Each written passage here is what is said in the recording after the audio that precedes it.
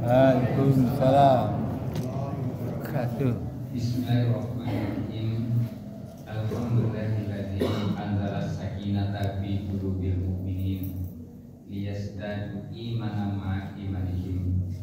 Wassalatu wassalamu ala asrofil anbiya'i wal mursalin wa ala alihi wa sahbihi ajmain. Bapak pengurus masjid ya. Bapak pengurus masjid Surau Darjana yang saya hormati, bapak-bapak dan ibu-ibu, biasanya adik pelajar adik pelajar kan? Lain. Lain kan?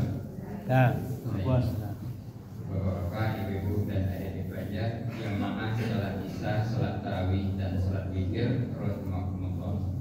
Syukur alhamdulillah, selawat dan salam kepada Rasulullah sallallahu alaihi wasallam.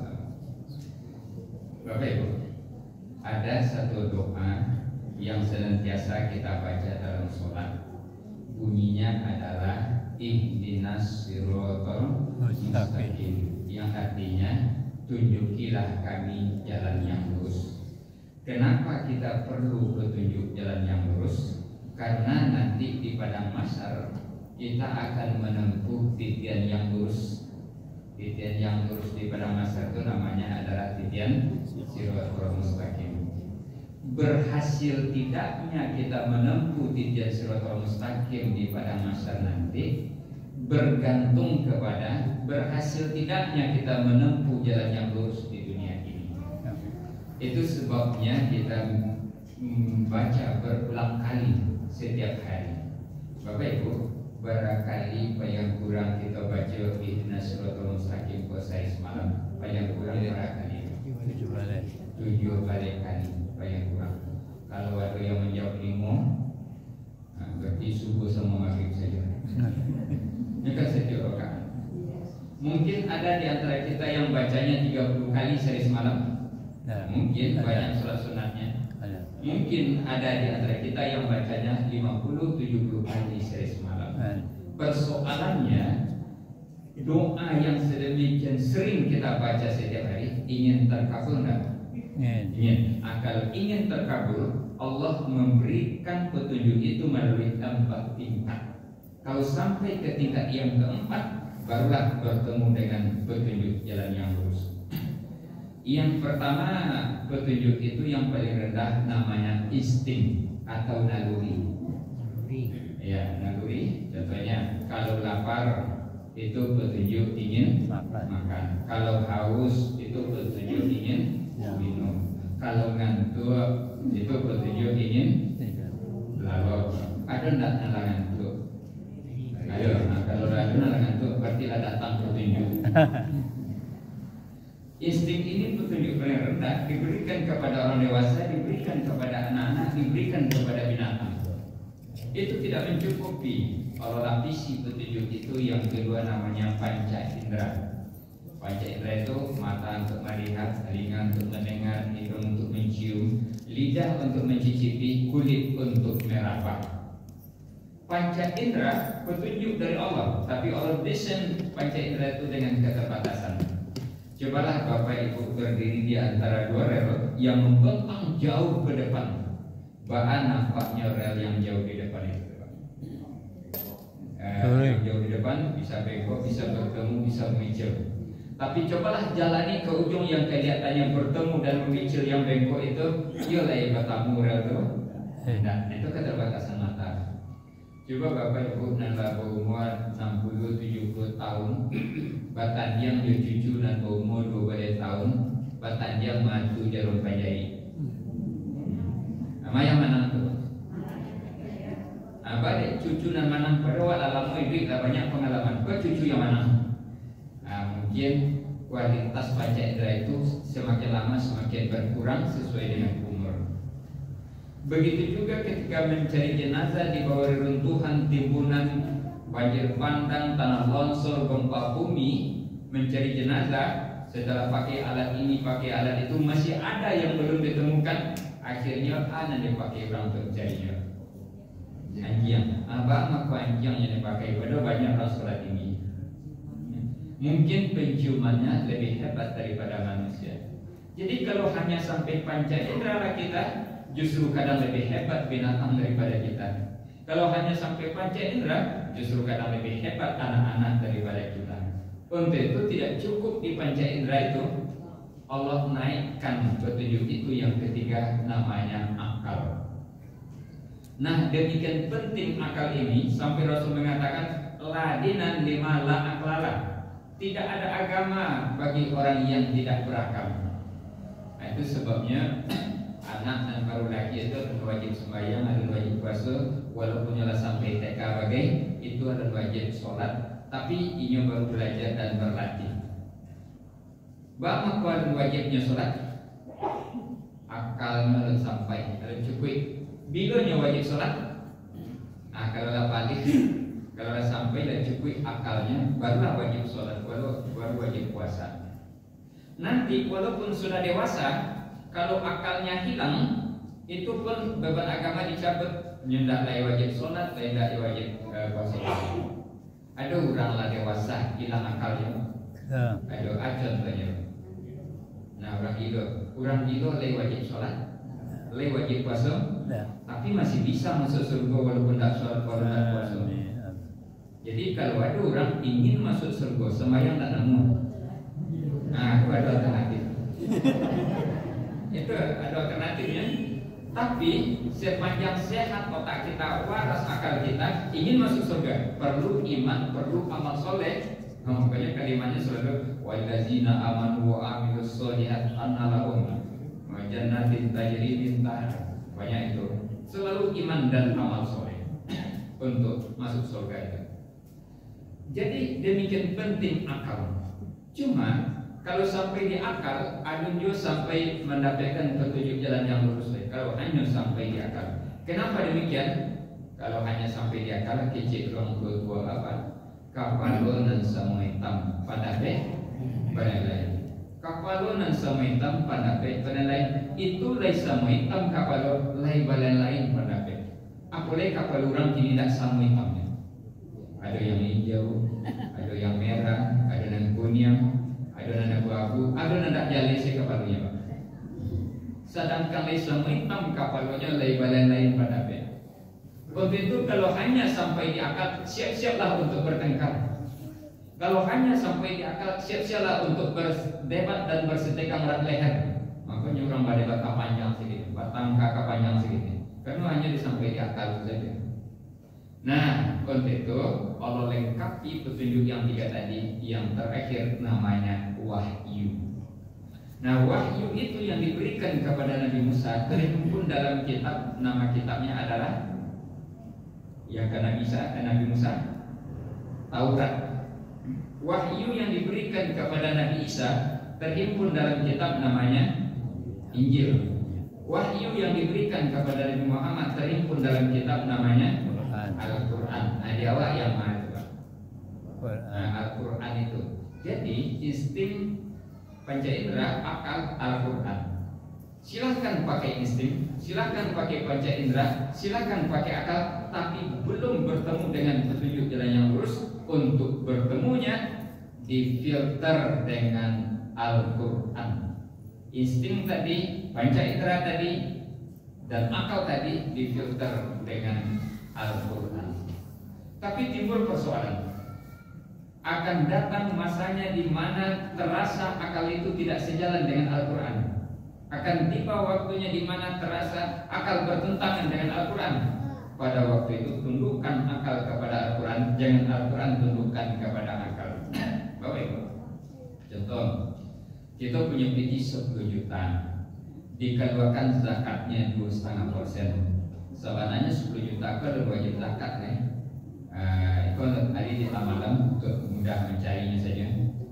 10 juta dikeluarkan zakat 2,5%, berapa itu? 250.000.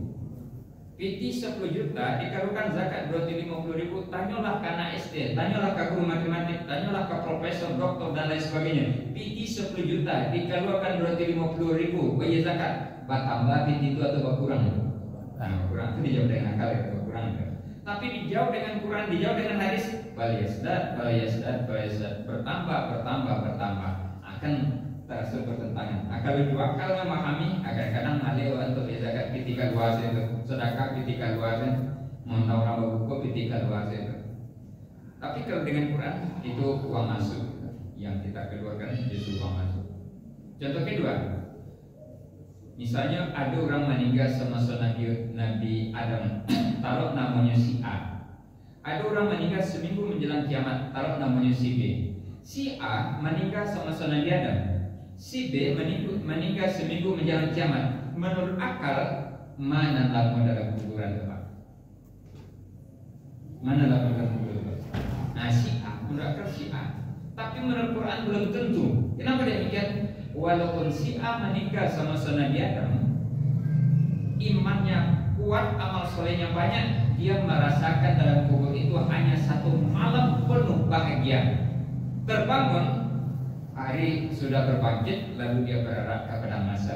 Dia rasakan dalam kubur itu hanya satu malam penuh bahagia.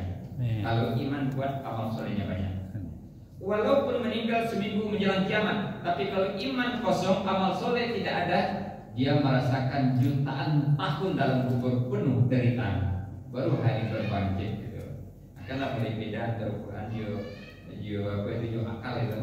Nah, ada orang tak percaya tu. Bagi saya contoh yang ringan. Apa itu? Mandangan ceramah 1 jam, menonton YouTube 1 jam. Nah, mandangan ceramah 1 jam, main WA atau main YouTube 1 jam. Mana lama rasanya tu? Malam ceramah. Sampai itu ceramah tak boleh lama-lama. Padahal sama-sama 1 jam itu. Bapak Ibu, ungkap satu contoh lebih nyata lagi adalah ada 7 orang pemuda yang teguh menjaga iman, amal solehnya banyak, hidup semasa Raja Dahyanus, raja yang zalim, sesudah Nabi Isa, sebelum Nabi Muhammad. Jadi Raja Dahyanus, raja yang zalim ini, siapa tak tangga menyebutnya Allah bunuh. Siapa nampaknya beribadah menyembah Allah, nyetangkok, nyegantung itu. Itu banyak orang yang murtad dari agama Nabi Isa waktu itu. Tapi ada 7 orang pemuda yang teguh menjaga iman. Dia selamatkan dirinya, dia selamatkan imannya. Lalu dikejar oleh Raja Dahyanus bersama seluruh penggawa kerajaannya. Dia lari-lari, dikejar lari-lari. Akhirnya tiba dalam gua. Tiba dalam gua, inya tak kalau kurang kehilangan jejak. Begitu tak jago di dalam gua itu, saling tanya-tanya satu dengan yang lain. Berapa mau nyawa tak kaloan? Kata kawannya, kadang sehari. Kata kawan seorang lain, kadang setengah hari. Parwi lalapa diresek dalam saku laya dopiti. Diutuslah salah seorang kawannya pergi beli makanan. Pergi beli makanan keluar, balik pizza. Lalu pizza. Ada baik. Goreng pisang? Goreng pisang lah. Dibungkikan goreng pisang, lalu diajarin pipinya. Alangkah terkejutnya tukang jual makanan itu. Iko piti bilo kok. Piti bilo bago, piti kini kan. Enggak, piti ko sama Raja Dahyanus. Kini kan sama Raja Dahyanus. Enggak, Raja Dahyanus selama meninggal 300 tahun yang lalu. Ada tak diceritakan dalam Quran? Surah ada. Nah, di surah Kahfi. Tertidur 300 tahun atau 309 tahun, dia merasakan cuma setengah hari. Nah, Bapak Ibu pernah tak kalau mau tahu? Nah, coba kan nanti. Kalau iman kuat, amal soleh banyak, dalam kubur itu terselantasi rasanya tuh hari berbangkit. Nah, Bapak Ibu, untuk itu silahkan pakai akal, pakai panca indera, pakai insting, namun seleksilah dengan Al-Quran. Nah, tadi judul diberi mengharapkan tujuan dari puasa adalah untuk bertakwa. Di ujung ayat itu, coba kita cari itu. Di ujung ayat itu, la'allakum, mudah-mudahan kamu bertakwa. Persoalannya, ada enggak di antara awak nang puasa sampai 10 tahun Pak? Taruh umurnya 50, 10 tahun enggak puasa. Ada enggak? Ada enggak di antara awak nang puasa 50 tahun? 60 tahun? Ya, umurnya lebih dari 60 tahun. 60 tahun yang puasa, 65 lah lebih umurnya. Pertanyaannya, lampai 10 tahun dia puasa, lah 50 tahun, lah 60, lah 65, bahkan ada lah 70 tahun dia puasa Ramadan itu, lah tiba di takwa atau masih mudah-mudahan? Lihat bapak tanyakan selama kok. Lah 60 tahun dia puasa Ramadan, lah tiba di takwa atau masih mudah-mudahan? Masih mudah-mudahan. Kalau lah 70 tahun dia puasa masih mudah-mudahan, bila takwa itu mati lah. Nah, itu lah harus harus dipastikan. Ternyata Bapak Ibu ada ukurannya orang itu takwa bedanya. Ukuran orang itu takwa adalah sebanyak apa dia menjadikan Quran petunjuk dalam kehidupan untuk segala lini. Semakin banyak dia menjadikan Quran petunjuk dalam kehidupan dalam berbagai lini, semakin tinggilah takwanya. Tapi kalau semakin seketik mengambil Quran sebagai petunjuk, semakin sedikit takwanya. Kenapa demikian? Zalikal kitabu la raiba fihi hudal muttaqin. Itu kitab Al-Quran, tidak ada keraguan padanya, petunjuk bagi orang-orang yang bertakwa. Dalam makannya, dalam minumnya, dalam tidurnya, dalam berjalannya, dalam rapatnya, dalam pemilunya, dalam musyawarahnya, dalam berpakaiannya, semuanya itu dia mengambil contoh pedoman kepada Al-Quran. Itulah orang bertakwa. Ini kita ambil contohnya cie untuk sampel, misalnya makan. Nah, Bapak Ibu dari ketik kalau berakali aja makan. Nah, tentu ya Pak. Nah, selama kau makan, awak batanya ke Quran makan atau batanya ke selero biasanya? Batanya ke selero gitu. Kalau batanya ke selero jawabannya condong mato karena rancak condong selero. Dia lama nyukup, ndak ada kontrol-kontrolnya. Umur 20 tahun ndak apa, umur 30 tahun ndak apa, sampai 10 tahun ndak apa. Umur 50 baru mulai terasa. Kaki lah bangka, lutut dah sambung, kuduk mana nyudahi, atau dibawa ke dokter, dipreso di dokter, di center-centernya anak lidah, disuruhnya mengambil nafas panjang. Kemudian berkatalah Pak Dokter, itu harus dikurangi makanan minyak-minyak, dikurangi makanan santan-santan, gulanya tidak boleh ikut tukar gulanya. Pernah tidak dokter ngecek itu? Apa sebabnya? Ternyata salah satu penyebabnya salah ngopo makan hanya batanya ke selero, tapi tidak batanya ke Quran. Itu sebabnya itu. Jadi nilai puasa itu tapi di Ramadan tiba puasa, tapi tentang makannya tidak bertakwa. Orang bertakwa berpedoman kepada Quran. Kata Quran apa? Banyak. Di antaranya kulu wasrobu wala tusrifu. Makanlah kamu, minumlah kamu, tapi jangan berlebihan. Diatur oleh Al-Quran. Itu batanya ke Quran namanya itu. Nah, sekarang Bapak Ibu, laisa donan lama lidah tu lama pembuluh darah. Ya. Enggak kan? Itu gajebo itu tampusu itu mencicik lidah ada. Lama kan? Tambur ya. Tapi kecil pembuluh darah. Kecil tersumit pembuluh darah. Ada kolesterol ada apa. Berarti tidak sadonan lama lidah itu lama dan lain. Itu kacang-kacangan, kacang tajam itu lama enggak tuh? Lama.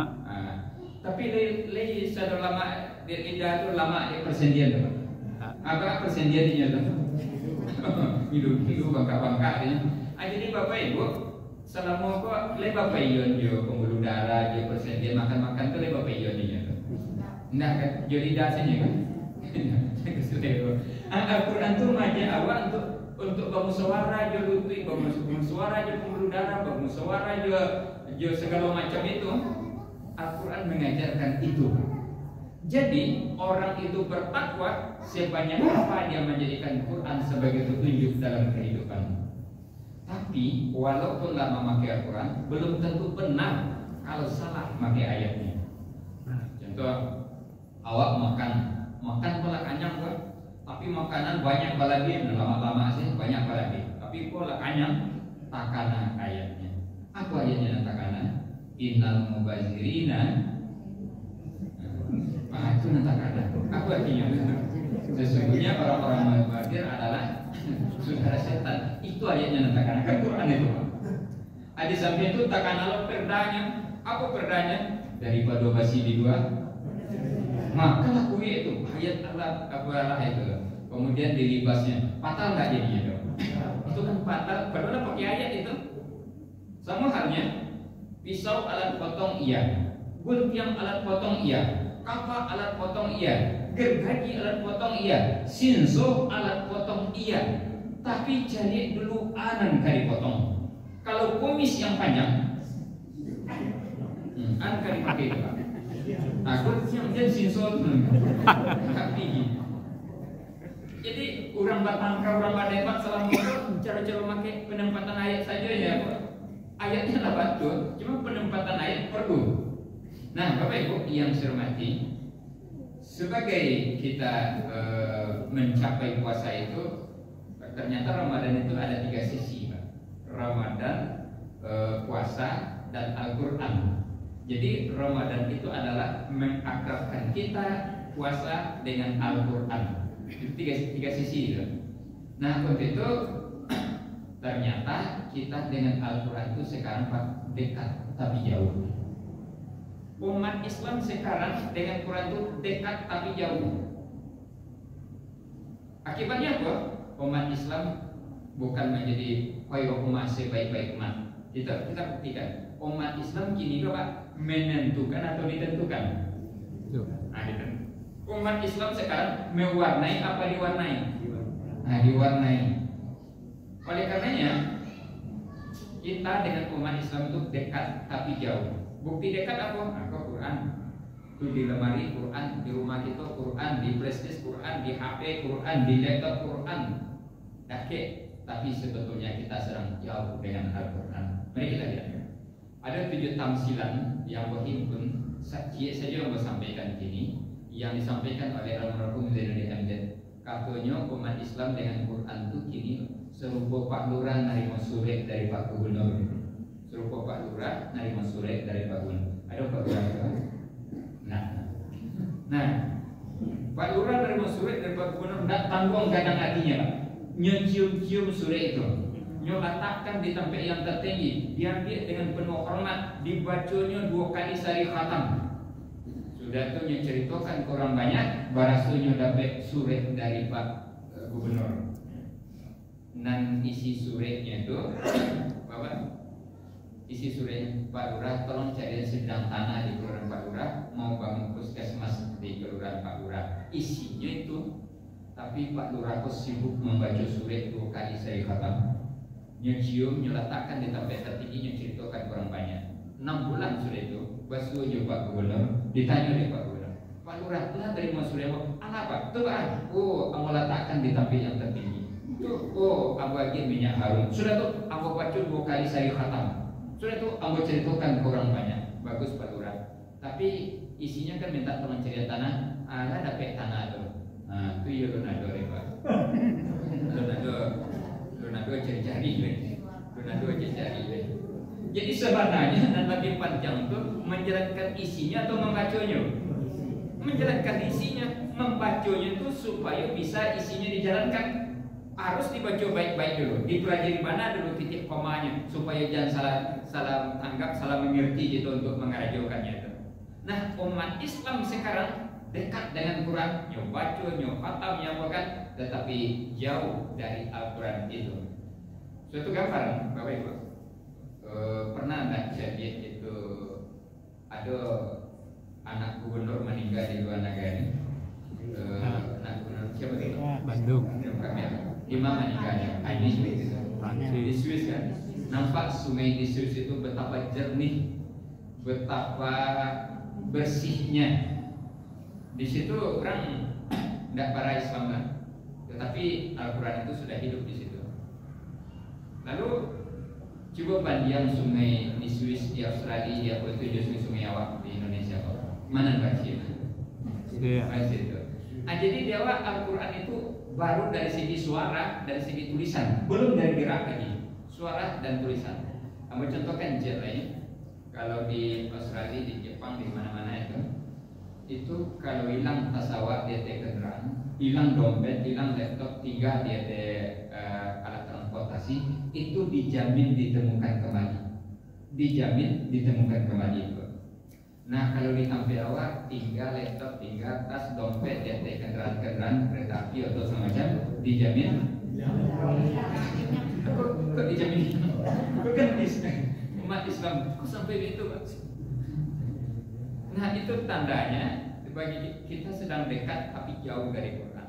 Nah untuk itu Al-Quran itu harus dirubah seperti listrik yang tak bantang itu Pak, dirubah menjadi cahaya terang, dirubah menjadi suara, aku menjadi karya, dirubah menjadi gerak, jadi kipas angin.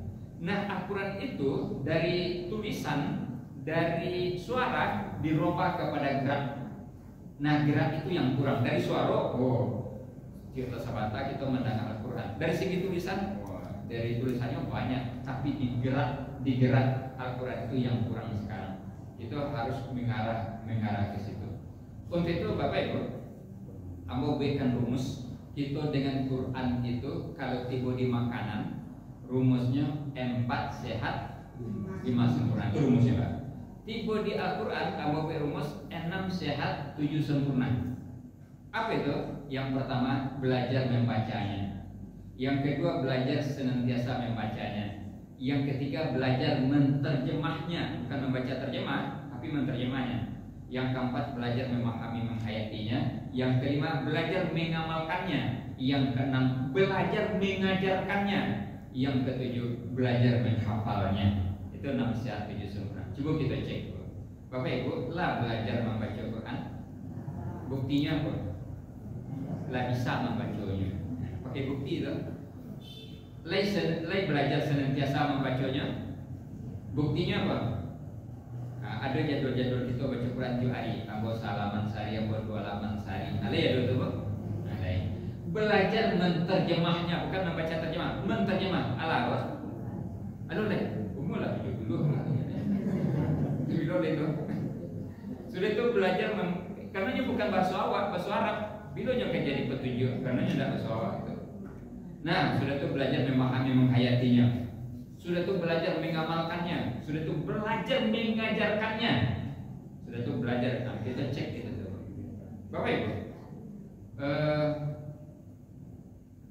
ambo membagi orang umat itu menjadi 3 bagian tentang Quran itu. Dari satu sisi, dari segi membacanya, adonan lafasi baca Quran, adonan terbata-bata, adonan tak pandai sama sekali. Yang pasti, yang terbata-bata, yang tak pandai sama sekali. Kira-kira di sekitar awak, RT kah, masjid kah, atau apa namanya, ada enggak kan 2-3 macamnya itu? Ada ketiganya itu. Yang pasti itu, yang terbata-bata, ada yang tak pandai, ada dulu. Nah, gua berbicara tentang yang tak pandai itu. Karena kita mau selamatkan dia dari tidak pandai itu menjadi pandai menjelangnya meninggal. Menjelang meninggal, kita selamatkan itu. Bapak Ibu, kalau ada orang meninggal, mati kelaparan, dan makannya di sekitar awak, nah orang di sekitar itu tuh berdosa enggak? Yakin? Jadi kalau ada orang meninggal kelaparan, mati tidak makan, orang di sekitarnya itu berdosa. Nah kalau ada orang mati tidak pandai baca Quran, orang di sekitarnya berdosa enggak? Berdosa, lebih kadang dosanya daripada tadi nih. Tapi kadang itu dosanya, orang di sekitar itu berdosa itu. Nah, memang yang akan ditanya itu nanti 2 cuma. Yang pertama yang akan ditanya itu orang itu sendiri, apa pada pandai. Yang kedua ditanya adalah pemimpin. Nah, saya tanya, nah, Bapak Ibu kan ledakan itu loh. Yang akan ditanya pemimpin. Cuma kita kaji pemimpin itu kalau nyo anak, pemimpinnya siapa? Nah itu bapaknya pemimpinnya. Kalau nyo adik, pemimpinnya siapa? Kakak. Kalau nyo kamanakan, pemimpinnya siapa? Mama. Kalau nyo warga, pemimpinnya siapa? PRT. PRW. Kakak ditanya disut, ada PRT? Ada. Nah, baru orang tuh warganya tidak pandai baca Quran. Bisa kan ditanya itu. Kalau nyo jamaah mas haji, masih nggak akan ditanya itu. Adanya. Pengurus kan itu. Acek warga awak, aduh anda pandai baca Quran loh. Itu dasarnya baru itu. Kalau di kantor aja, anda pandainya baca Quran, masih akan ditanya itu. kapalonya. Surang nak pandai baca Quran, berapa banyak nak akan ditanya nanti. Ayatnya memang, hadisnya memang begitu. Kulukum ra'in, setiap kamu adalah pemimpin. Wa kulukum mas'ulun an ra'iyatihi, dan setiap kamu akan ditanya tentang kepemimpinannya. Nah, salah satu di dalam itu adalah bidang Al-Quran itu.